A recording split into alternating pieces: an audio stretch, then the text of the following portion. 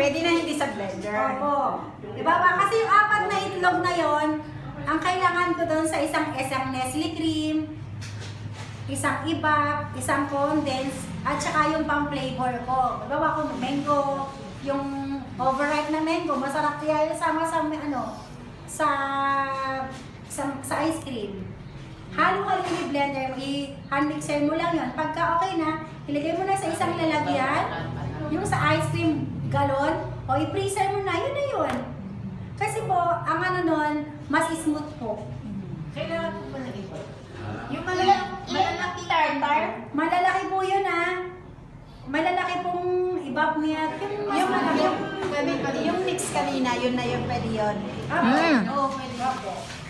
Ano po yung Double yung ginawa natin kanina eh. So, magiging walang egg white yun.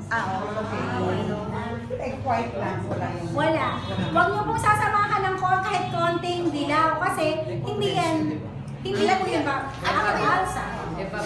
Measurement ng tartar. 1/4 Oh, imbis na 1/8, 1/4 na. Kasi double. 1/4 tartar.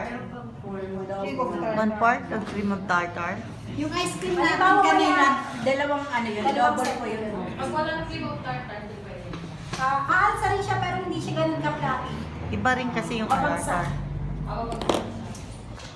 Try niyo po yan, masarap yan. Kasi yan naman, pagka may mga bisita ako, gumagawa ako yan.